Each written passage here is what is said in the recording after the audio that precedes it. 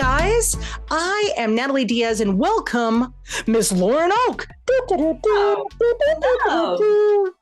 Hi. Hi. How are you today? I'm good. What's so far been the highlight of your day besides this? I had a guilty pleasure of a Reese's peanut butter cup cupcake. That was fun today. Reese's peanut butter cup cupcake? Yeah, Dan bought like a box of these cupcakes, and they were like Reese's peanut butter brand. My mom only ate one of those cookies, by the way. And I was like, I shouldn't eat that. But then as I was leaving today, I was walking out the door. I was like, let me get one of those. And it was good. Delicious. It was delicious. Did you have it with a cup of coffee? Or No. you just shoved it in your face and ran? I needed a little sugar. Very good. That was the highlight of your day. That was it. Pretty sad day. I was about to say, that's pretty sad.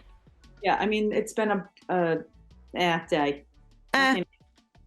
Me too. I'm having an day. I don't even know what I did today. But today, what we're going to do now is you're going to get to meet twin mom Monique. So she had a whole slew of things that we could talk about. But one of the things that was on her list was staying on the same team with your spouse.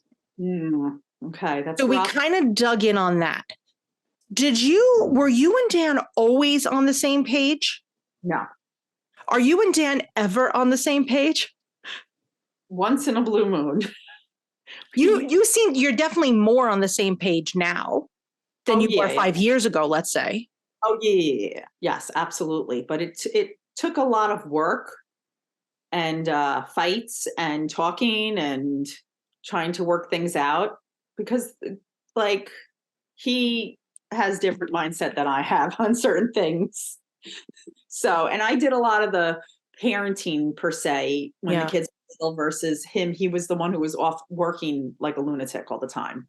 So a lot of it just fell on my lap. So then I was just like always in control. And then if he stuck his head in, times he would say things and do things that I was like, no, that's not how we do it. So he had to learn. And then I had to also learn to let go a little bit.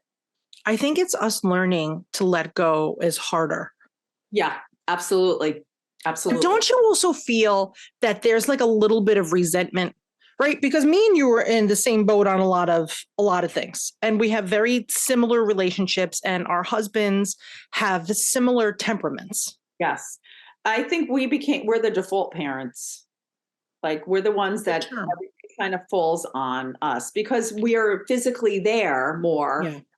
And we have to figure things out a lot of the times on our own. So I think in my mindset, I was always like, okay, I'm going to do this. Like I was a single mom before I met Dan. So I always did it on my own. So kind of like I was like, hey, move out of the way. I don't need your help. But in retrospect, I did need his help and I could have benefited from his help more. What's wrong with us? Why didn't we speak up sooner? Like, why did we have to wait till we were senior citizens to finally... We learned, and a lot of it is that sometimes we don't know that other people are doing it different ways. Like, oh, your husband is taking care of the kids all day while you go do something. Like, oh, really? People do that? It took a really long time. What's wrong with us? Me too. But now, so we're going to talk to Monique today, and it's so interesting because she started where we kind of ended. So she's actually been on the same page with her partner like the whole time. And to me, I was like, people do this? Yeah. This is a thing? I think it's in the newer generation. A lot of the parents are like, thank God, like more on the same page, and they're talking about it prior to having kids, talking about parenting. Like Dan and I didn't have any conversations about how we would discipline and this and that. Like we had no conversations. We were just like, let's have kids. Yes. What's wrong with us? We just was like, we didn't have any conversations about it. I mean, I always knew on my side what I wanted out of motherhood.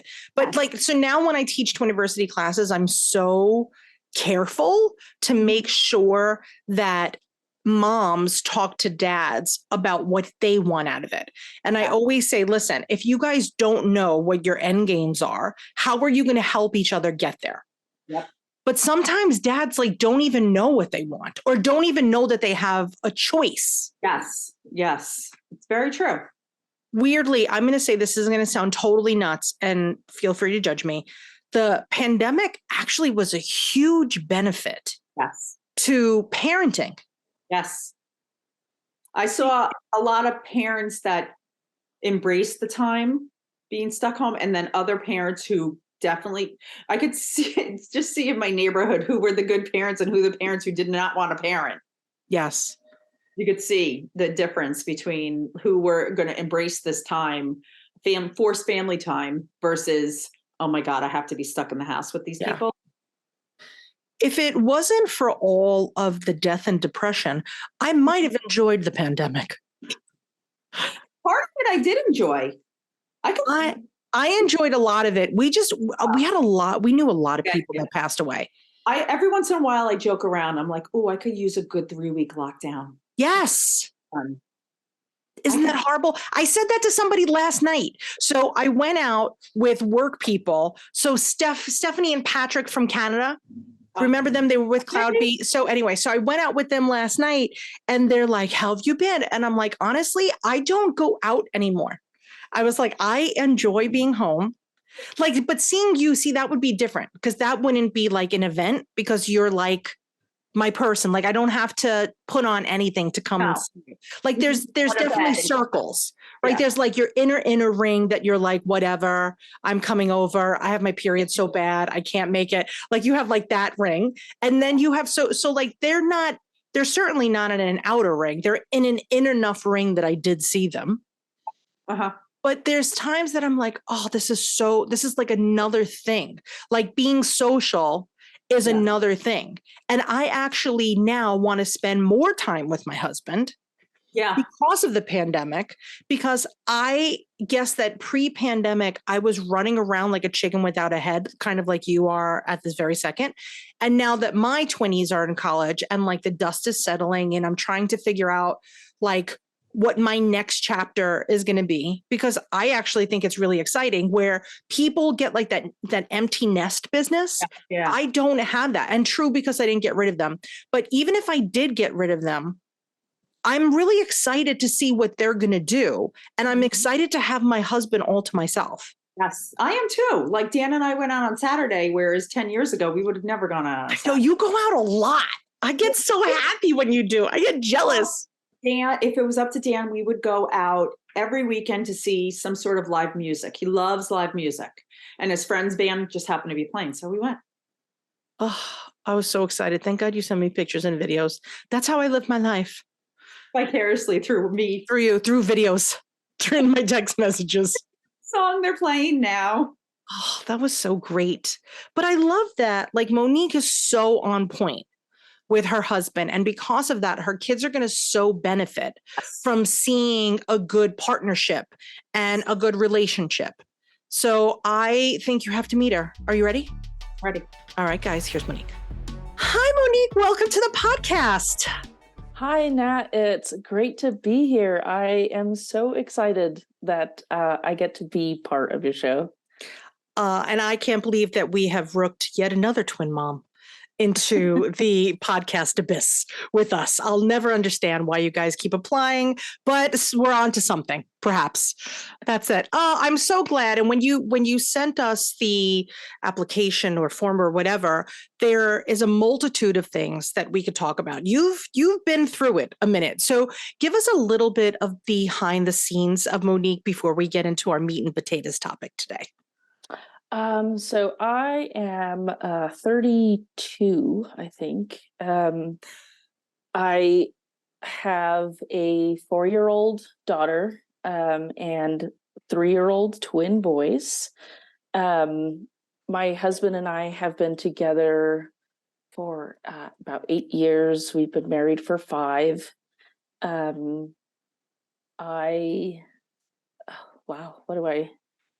Anytime anyone asks me about myself, I forget like who I am as a person. Um, Join the club. But when were your babies born? So give us a little bit about your pregnancy and delivery and all that good stuff. So my daughter was super easy, which lured me into a false sense of confidence with it. So I had her when I was 27, and I barely noticed I was pregnant. It was fantastic. It was, I was like, why does everyone complain about this? This is awesome. I just get to watch my belly grow, and she's healthy and wonderful and amazing.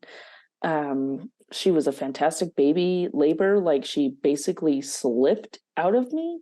The doctor Delicious. barely had time to get gloves on to like catch Wow. her. I mean, she was so easy. So she was about 6 months old, and we kind of were like, well, whatever happens, happens. We're in a good place right now. Like, she's young, but we kind of had that sense of like, well, let's have them close together, and it'll be so cute and fun, and it'll be amazing. So we got pregnant with the boys pretty well right away. I have Hashimoto's, and so with my years of research and trying to get that under control, you just see over and over and over again that it's going to be hard to get pregnant, and it's going to be hard to stay pregnant. So I was really nervous getting to, in closer to my 30s about like, we should start trying. So that's kind of why we started trying pretty quick I was pregnant with her when we got married, but so I was really nervous about like, oh my gosh, it's going to be miserable trying to get pregnant. And I'm very fortunate because it was really quick both times. And so we found out we were pregnant with the boys, and it was really early. So I went and called my doctor and was like, I just found out I'm pregnant, and I have a 6-month-old. So they were like, okay, well, come in. And they were kind of bugged at me because I was only 5 weeks when I went for my first ultrasound. And they were like, you're really early. So how about you just come back in 2 weeks? We'll see if it's even still viable. It was like, that's fair. Okay. Like, I am really early, so anything could really happen. And so 2 weeks go by, and this is all COVID time. So my husband was home with our daughter. So I went by myself. And, you just kind of think it's going to be a routine thing. Yep. That you're going to go in, get your cute pictures, and go home. And so it was still early. So she did the intrauterine ultrasound, and she's waving it around, and it goes over this white speck, and she didn't stop it. She just, was still moving it, and it went over another white speck. She looks at me and she's all, did you see that? And I was like, what do you mean? Like, did I see what? She's like, there's one and there's the second one. And it was like, what do you mean? Oh my gosh. I was that, what's her name? Jennifer Lawrence meme. What do you mean? Yes. I don't know. There's very, very few families that we ever meet that were like, of course it's twins. Yes, there's one and there's two. Even if you think, like, even if it was an IVF situation where 2 eggies get thrown in, it's still a shock. But I can't even imagine at 5 weeks and then having a baby at home, and this is it. So when you came home, what was your husband's reaction to this? So I didn't know what to do. I didn't know like how to say it to him. So I got home and I handed him the ultrasound pictures, and he was like, I don't like, care to look at these? Because when you've seen one ultrasound, you've pretty much seen all of them. And so I was like, no, I would like you to look at them. Mm-hmm. And he's looking through and he's like, great, like it's a baby still. And I was like, no, keep going. And he's looking and he's looking and he gets to the end and he just like kind of stops and stares at it. And he tells me, call an ambulance because I think I'm having a heart attack. Oh my gosh. It was like, there's two of them. And it was like, yeah, there's two of them. Oh, and so it began your journey into Twiniversity. Ta-da! Oh my goodness. So now what I want to talk about today is I really want to talk about your relationship and marriage and partnership. And there's so much that goes into it. And although we do discuss it quite a bit at Twiniversity in general, because I can never for the life of me figure out why no one really talks about relationships during pregnancy, right? You prepare your home, you prepare your car, you prepare your dog. Very few people take the time to really prepare their marriage.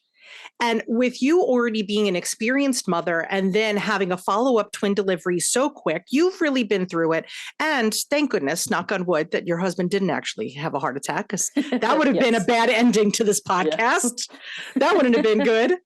But what are, like, looking back, how do you think that you got into such a great groove as partners? When do you think it started? How did you start that? Because I think there's so many families out there that are just like, well, I'm going to take care of the babies. This is my role and this is your role. And knock on wood also, thank goodness that we're getting to a time where a lot of us have stopped living in 1942, but yet there's still some elements of the traditional roles of a woman and a traditional roles of a man or a partner. When did you decide that it was like, okay, this has to be a partnership? Here's what we're going to do. Walk us kind of through the process of you and your partner and getting on the same page with being a parent. So with our daughter, it was, I'm grateful for him. He's incredibly supportive. And so he really showed that with our daughter. It was such a huge change for us both. And I think because we have been able to communicate with each other from the beginning of our relationship, that really helped. But I remember with our daughter, it was such a big switch in our life. I just remember both of us crying because it was so hard, becoming a parent for the first time. It was really difficult. So I think that's kind of where we knew that we had to work together. So he always helped during feedings and diaper changes and all that with her. So it was a really solid start, or so we thought. But the pregnancy with the boys was so different. I was sick all the time. By 20 weeks, I was wearing compression socks and a belly band, and I had such bad carpal tunnel. I had to wear the braces on both my hands. I couldn't do anything. I was exhausted. It was truly terrible. So that kind of made us rethink and look at how we handled stuff, because it'd be like, I'm sorry, like I can't do anything. Yeah. So he really had to pick up the slack on a lot of stuff, because I was basically out of commission.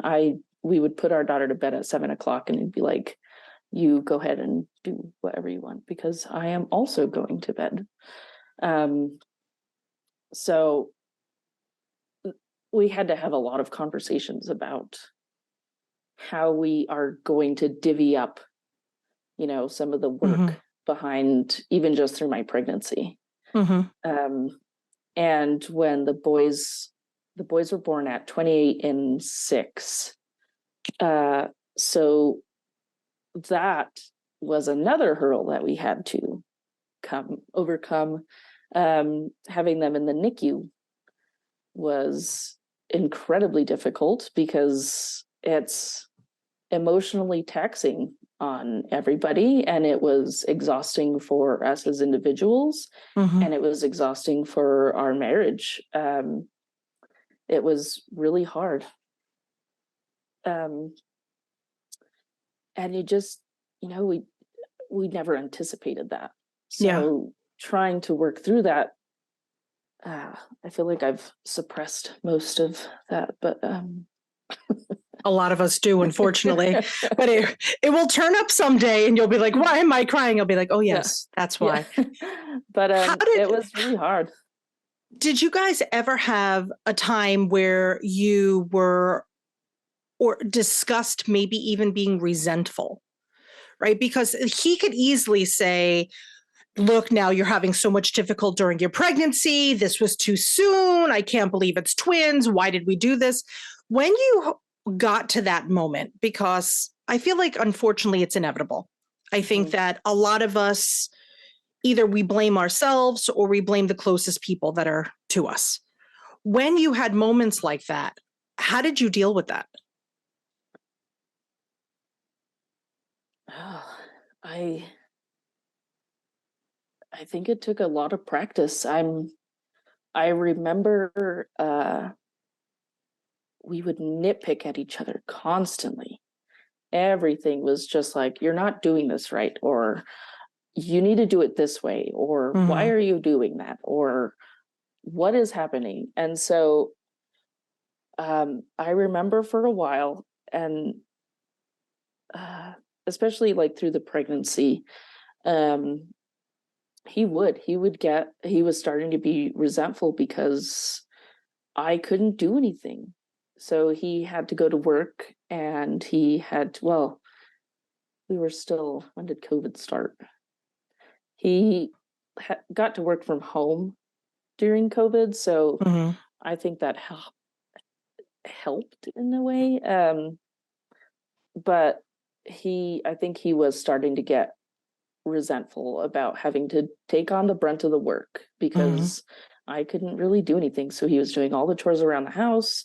I couldn't really do much for our daughter. I was nursing her and stuff, but I couldn't. By the end, by 28 weeks, I was miserable, and so he did mostly everything. And through the NICU stay, it was the same thing. We were always mad at each other, and we were just so exhausted that we were starting to not be able to stand each other. It was just like, and then we were both grieving the idea of the family that we were going to have. We had agreed that 2 would be it. It would be the perfect amount for us. It was going to be amazing. But we were both grieving that idea. We were both grieving the life that we thought we were going to have. And then I was grieving the pregnancy. I was, I was essentially, I felt like I was robbed. Yeah. 3 months of my pregnancy. And it was, you look back with rose-colored glasses, because it was a really hard pregnancy, but I still wanted to finish it. And then I felt this horrible guilt of I did this to my sons, I failed them, and I somehow couldn't hack it. Maybe it was because I complained so much, or maybe it was because I, was always thinking why is this happening to me? So I was, with all those feelings, you start, wanting to push everyone away. And it was just the stress of the situation. I think we finally just saw what we were doing. And it got to the point where it was okay, if we continue down this path, this is going to end badly. Yeah. we're just going to hate each other and we're not going to be able to be solid parents. And like, this is the hand that was dealt to us. And now we just have to figure something out. Yeah.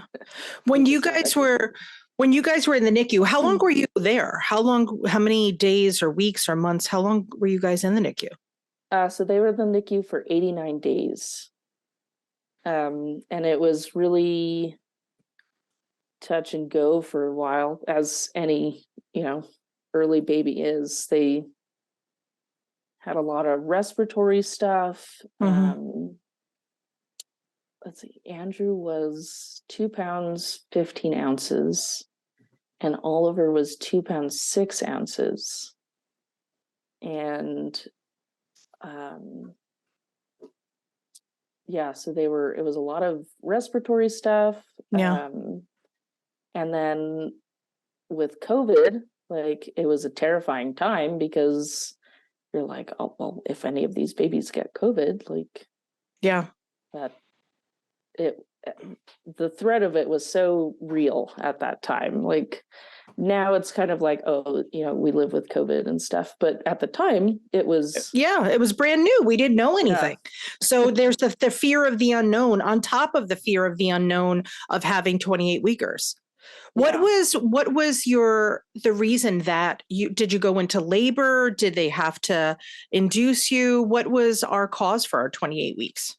So it was Easter, and I went to bed at 7:00, just like I always did.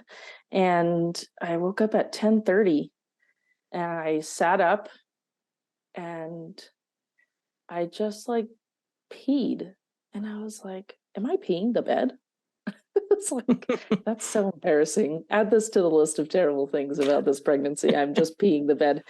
And then it was like, I can't stop peeing. Like, so I called my husband. I was like, Shane, I peed the bed. And he was just like, oh my God.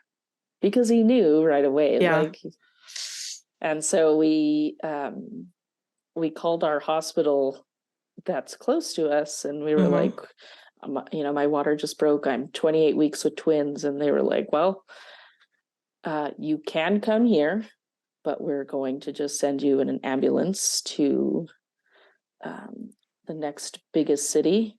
And it was like, okay, well, I guess we'll just drive there. So my poor daughter, we had to load her up and we had to drive her an hour away. And luckily my mom lives there. So my husband dropped me off at the hospital at the front, and then he met her to give her my daughter. And he couldn't come in with me. So here I'm waddling with water dripping down my legs into the hospital, and they're just all, yeah, it's on the 3rd floor. And it's like, I guess I'll just go there. It was like COVID was puddles. Yes, COVID was the Wild West. Nobody knew what was happening. We didn't know what was going on. I was home washing groceries. You're having amniotic fluid trails after you. It was quite crazy. But going back to the relationship end of it, when you were pregnant, did you guys sit down and say, okay, we need to come up with a plan?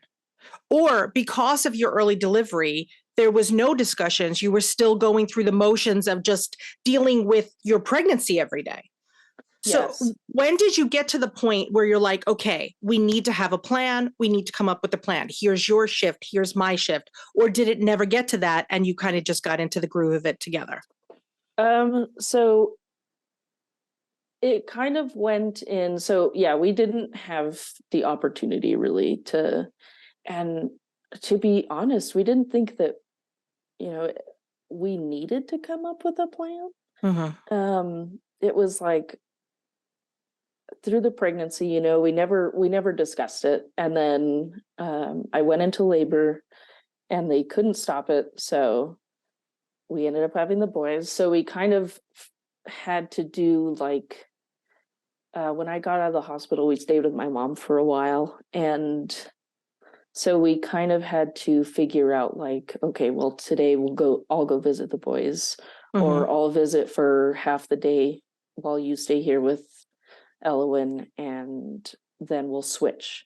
So we're able to do shifts like that.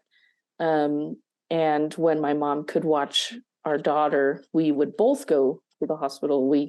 They were only allowing one child per parent visitor, but we kind of had a little, if you ever want to cheat the system, right? Have twins. It's true. It's really, really true. To go in. And when you guys were in there together, did you have discussions? How about this? You had discussions, because I remember I was only there 31 days. So but I can remember my husband and I having some significant discussions, because you're there so long and the only thing you could do is wait for feeding time. Right. So other than that, you're kind of sitting, crib side, bedside, isolate side, whatever, and you're waiting for the next thing to happen.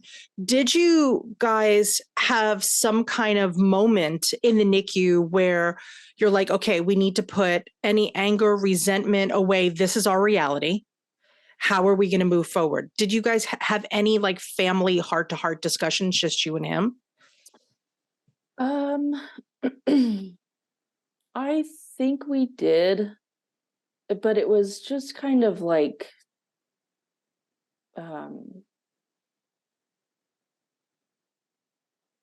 trying to think. I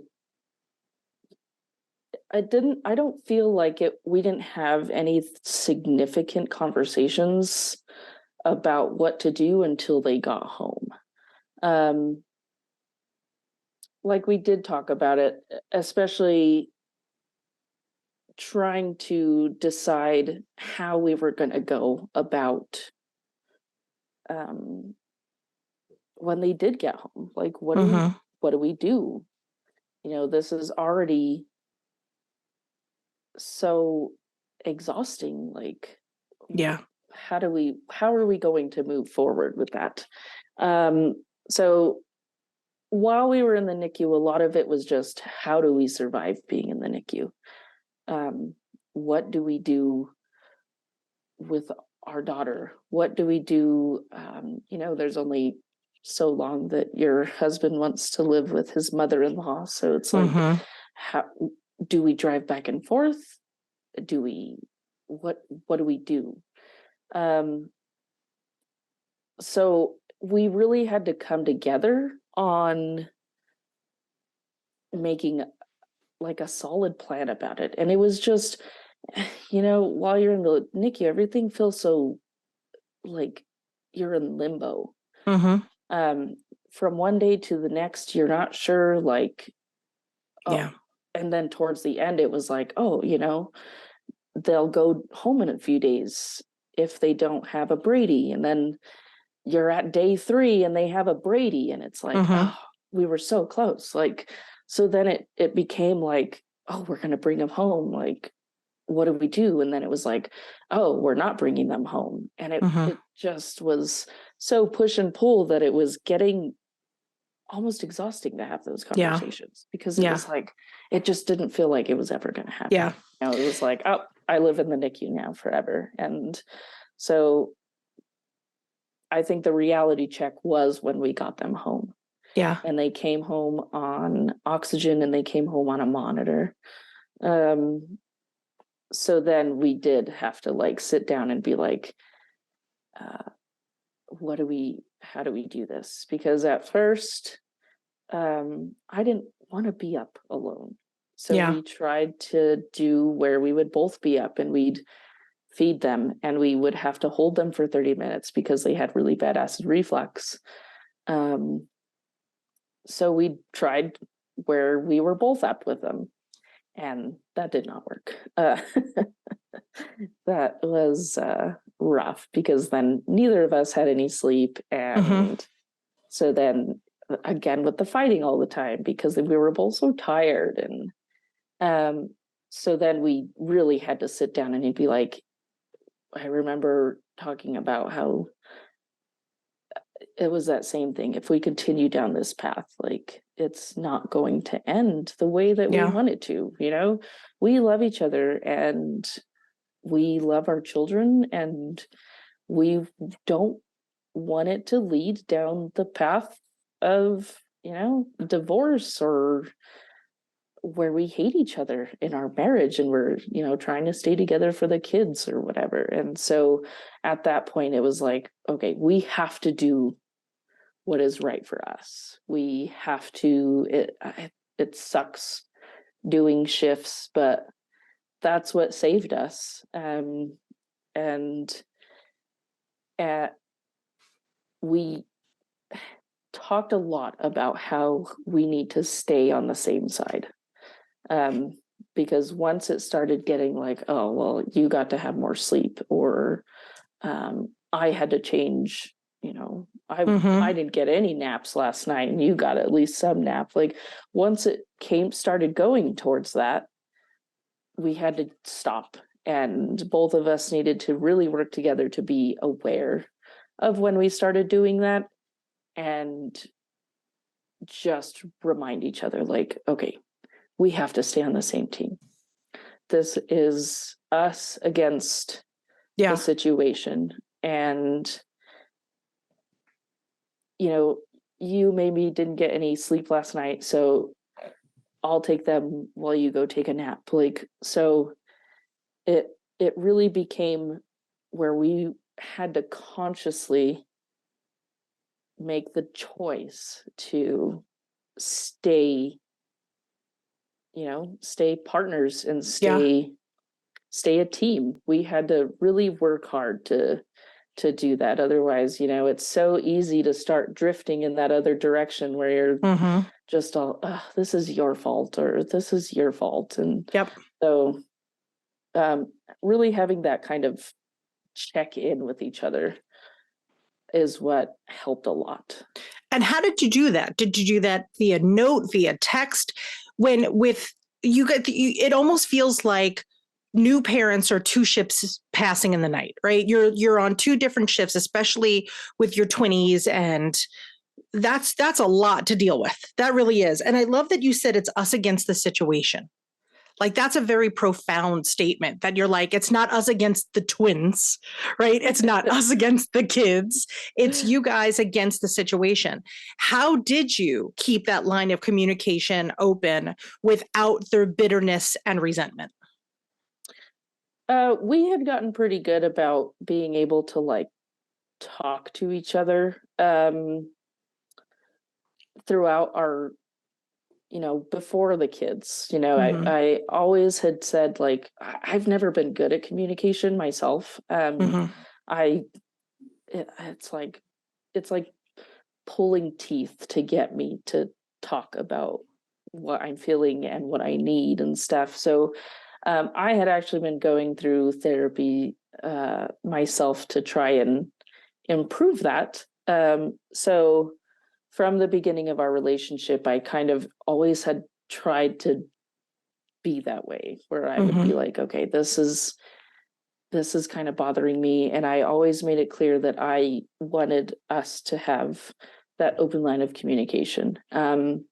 So we kind of had practice before, but it was always like, and I'm a Libra, so I have to find the perfect words to be able to communicate. So I think that doing that, trying to meticulously figure out, okay, I need to say this to him, but I need to say it in such a way that is not going to be upsetting, or is not going to start any fights, or I need to convey this without it being a problem. And so he was able to also do that. So that's great. It was really just being able to be like, hey, I am having a really hard time, and I feel like we are starting to drift again. And so we would just have to have those like sit downs where it'd be like, okay, here's what's happening. And I think it made it easy that we were easier, at least, that we both had the same goal. It was like, we want to get through this really hard part, and we want to remain best friends, and we want to remain married, and we don't want to let this break us, because in your research, when you first find out you're having twins, the statistics of marriage success versus marriage failure with multiples is unsettling. Yeah, that's an appropriate word. It is. It's higher than the national average. So it's, because think about it. Like it does make sense. It's more financially stressful, physically stressful, emotionally stressful. It's freaking exhausting. It really is. And then that gets to you. And so you get to there's a chance. Not everybody does, but some of us find our lowest lows through pregnancy or delivery absolutely. or the first 6 months. You're going to find whatever your bottom is, and it's going to be very, very difficult to see the light at the end. And if you don't have a partner who knows that you're getting close to that, it makes it even more challenging, because then it's not only that you have a lack of communication, but hopefully, knock on wood, your partner knows you well enough to know that you're holding something back, that you're not saying something. So you have to almost be a mind reader to at least start the conversation to say, what's up? But it's not the same for every family, because everybody has a partner that needs to be spoke to differently. Like some people don't want ultimatums. Other people never want to be told what to do. Like there's triggers for everybody. And there's for us too. When did you realize that you now were running smoothly? How old, is it still a rocky ship, or are you like, no, we're here and we've kind of made it through the hardest part? When did you kind of put your head above water and say, okay, we are going to be okay? I think once the shifts ended and we sleep trained them, I think it was probably about 6 months. We've had finally gotten their acid reflux kind of under control. They were off of the oxygen finally, so we didn't have to we felt like we could finally maybe sleep a little bit. And so I think it was probably close to around their 6-month mark. And, it was still really hard. Twins are just kind of hard forever, sometimes harder than others. And, but we were finally able to be like, we could stop and take a breath and be like, okay, we have twins, and we had gotten into a pretty solid routine. They were napping at the same time. They would go to bed really well. I wasn't able to nurse because of the reflux, so they were on a special formula. So we got into a good feeding routine, and we didn't let anything get in the way of that. I remember being invited to, family functions, and it'd be like, I am absolutely not. I absolutely refuse to mess up this schedule, because then I'll start drowning again. Yeah. And my husband, he really helped with that, because I feel a lot of guilt and pressure. And I hate letting people down. It's just like, something that I lived with. A lot of us do. And that first year, especially when they're new and everybody wants to see them and who wants you to come over for a barbecue or a holiday party, it's really, really challenging. But your sleep schedule becomes sacred, not because it's sleep, it's because you know when the day is going to kind of end for you and when you could start being you again and not being the servant of the children. Yes. And it was, everything just ran so much more smoothly, when our schedule was untouched, the boys, they knew what was coming. We knew what was coming. And it saved us. It did. It really, truly did. And, it being COVID, it did make it a lot easier to be like, we are not doing anything. We are bunkered in our home, and especially them being medically fragile. Yeah, exactly. It was, so that made it easier too, to be like, nope, I'm not doing anything. But we really had to learn to set that boundary of, I absolutely will not do anything to mess this up, because it got easy for us, maybe not easy, but it got predictable. Yeah, it was predictable, and it helped you know that no matter how bad it gets, that this is what we're looking forward to. Yes. Did you guys have when you guys put everybody to sleep, did you say, okay, we're going to sit down for 15 minutes and do something together? Or did you watch a show together? Or what did you do once you were in the groove? What did you do to kind of make sure that you were happily together and not just together for the sake of being together? Yes. So we always try to make sure that we do something together. Date nights have always been pretty important for us.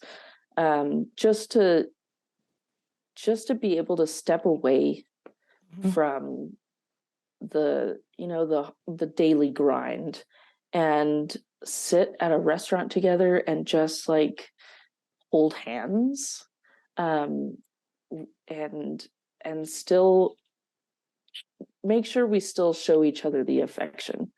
I think that was always a really big, important part for us. So keeping it that way, it was kind of easy, because it was like, okay, I feel like, and also having that open line of communication where he was able to tell me, like, I feel like we haven't had any like physical touch, like not even like intimate, but like, I feel like I haven't had a hug in 3 days. And it's like, well, okay, let's have a huge hug right now. And so in the evenings, it was kind of, we would, put the boys down, and still to this day, that's what we do too. We put the kids to bed. And then we just kind of like, if it's a particularly hard day, we just will sit on the couch and hold hands and just kind of like, just try to like just decompress. Just be together. That's it. Just if that's all that you can muster, that's better than a lot. That's still honestly, that's better than a lot of people do. So if you could look back and say, I wish we would have done this sooner, right? Because even before I press record, I always was like, this whole podcast is about how we can live a better life through the experience of others. Right. So to put it simply, I always say we're not reinventing the twin parenting wheel. We could really learn from each other. What are the tips that you would give somebody that's even pregnant right now, or, just brand new to this whole experience?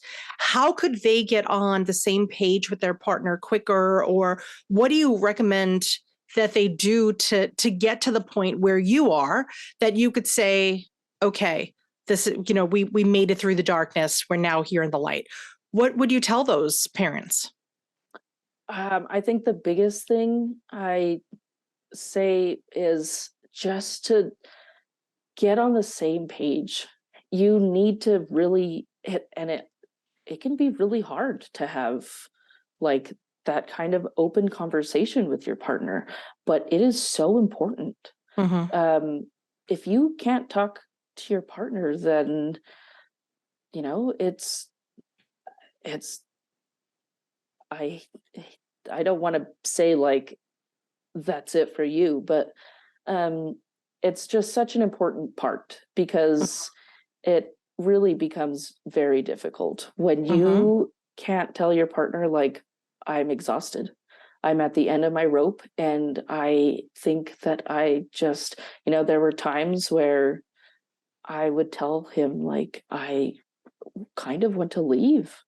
I want to go start a new life in Costa Rica, I think. Like, so just being able to have those real moments, you have to put your ego aside, you have to put, all that, and you have to be able to sit down and be like, this is what I'm feeling right now. I'm about to lose my noodle, and I can see that you are also about to lose your noodle, and we need to figure out like how to get through this.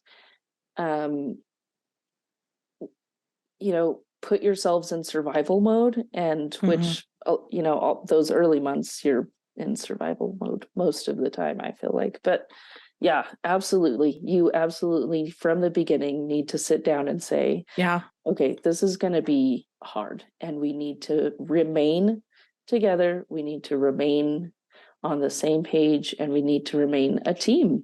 That's what it really boils down to. You have to tackle it together. It can't be you're in charge of the feedings or you're in charge of this. Like, if that works for you, then great, but it needs to be communicated, and the communication needs to stay open. And remember that your partner also needs like love and affection too. Like, and I'm not saying like in bed or whatever, but tell them, like, just saying like, I appreciate that you washed the bottles, I hadn't gotten to them, and it really means a lot that you just washed the bottles. Or thank you for taking twin A and burping him so I could go to the bathroom. Thank you for allowing me to have the time to take a 20-minute shower. Like, express appreciation for each other, and just remember that it's not like you're not working against each other. Don't work against each other. Work together all the time, and take those like brief moments of just like sitting in a chair while the kids are doing okay right now in their swing. Just like sit on a chair and hold hands and just be like, this is terrible. Yes, it's the misery loves company. It's knowing that you are not alone. And as far as like expressing your gratitude, who doesn't like to hear nice things? Absolutely. And we forget it. We forget it so often. And I have a running joke with my husband. I am very good about communicating-ish, I should say. But sometimes I'll realize that I'm being like very complimentary, and it's just falling, like I'm not getting anything back. And I get very frustrated. So instead of like really stuffing it inside and not saying anything, I literally say, it must really be nice to hear nice things. And then we both laugh because he realizes what's happening. And then he's like, okay, you're not so bad. All right, come on. But it's so interesting because I'm on the far end of the spectrum, right? My twinnies now are 19 years old. I could still to this day, like put myself in your shoes, Monique, literally. I could feel it. I could feel that nervousness, and even the monitors. Like unfortunately, we've had to deal with that too. And that it's so much to deal with that sometimes you can't think about your partner. Yeah. It's just, and your partner can't think about you. You just have to get through. And that's that survival mode that you were talking about. But you will have moments, hopefully during the week, I can't even say during the day, where you'll have like a moment of where you could catch your breath and just try, if you can, to, of course, think about yourself first, but then very quickly it has to go to your partner. And I say all the time, and I think that it's crazy to say, but hopefully you understand where I'm coming from. If you look at the chain of command in your house, it should be you first. You should always put yourself first. And I actually think it should be your partner second, followed by the kids. Because if you don't have that cooperation, you're going to be on an island by yourself with those twinnies and your older daughter. It's really challenging, but it's so difficult to do, especially when the kids are on you all day. And as far as the physical touch go, I believe we have a whole other episode about how sometimes you're just touched out. Yeah, absolutely.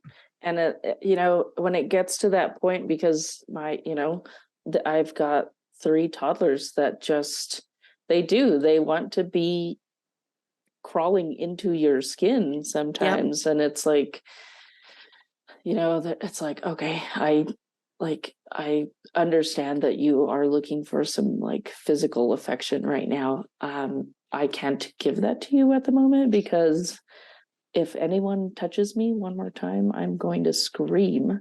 But, at that point, it's like, oh, well, let's just sit next to each other. Like, you're over there, and that's totally cool.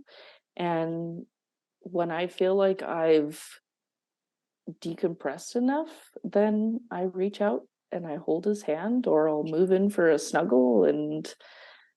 But being able to recognize that, okay, I need to do this first, because if you make me snuggle right now, I will slap you. And it's like, okay, let me just have a moment, and when I'm ready, I'll move in for a snuggle, and we'll just sit on the couch and watch a movie. And but being able to communicate that too, is really important, to not just push him away and then he's like, oh, yes, he'll feel rejected. And just being able to say, like, hey, I am so overstimulated right now, I just can't even handle anything, so let me just sit here for 5 minutes and I'll probably be good after that.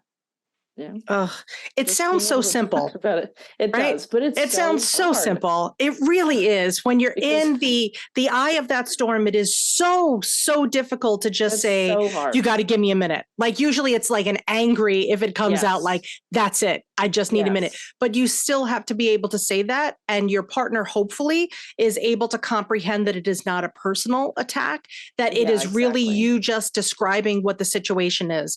And if that has to be a conversation, then that has to be a conversation, because you never want them to feel rejected, and you always want them to feel like they are an important person. And if you're just so quickly dismissing them, they're gonna stop asking for the snuggle.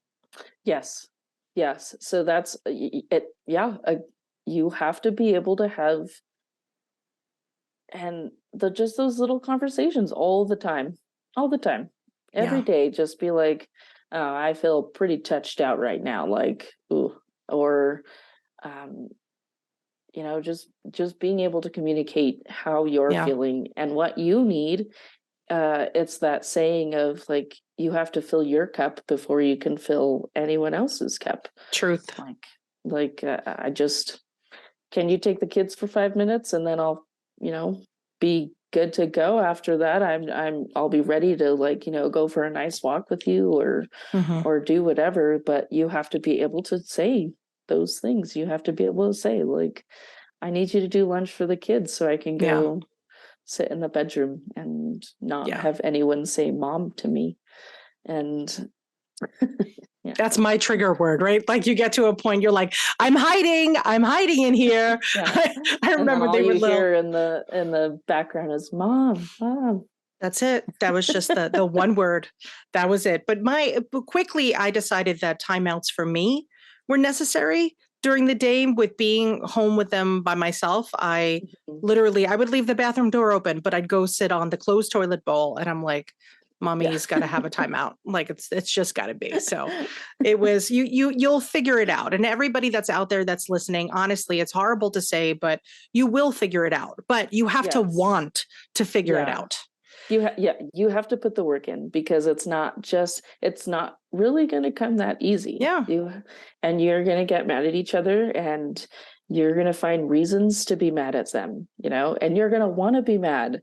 You're not going to want to sit down and have a conversation. You're going to want to just stew, it's like, but you have to recognize that, okay, I want to be mad and I want to say something mean right now. But if I do that, the rest of the day is going to be ruined, and he's going to be mad and I'm going to be mad.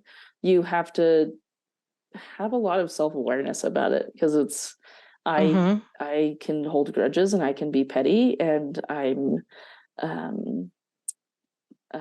passive aggressive. So I had to catch myself a lot.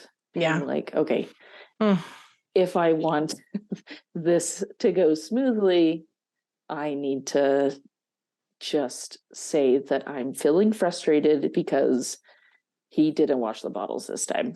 And I have to just kind of suck it up. I hate that. I hate that so much, but I totally know what you're saying. And that is the worst.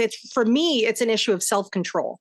I have I just want to say it right now, and I want to say it the way I want to say it, and then that's it. But it's not worth the rumbles that come after that. It is so challenging. And I'm with my husband way too long. And we always discuss our other partners and what our next husband or wife is going to do better.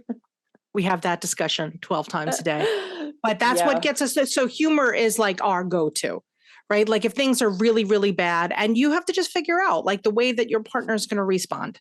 But I know, and I'm so happy, Monique, that you're so self-aware of what you are, but some people really aren't.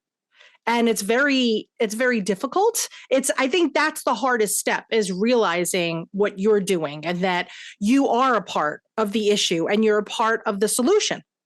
It's tough, guys.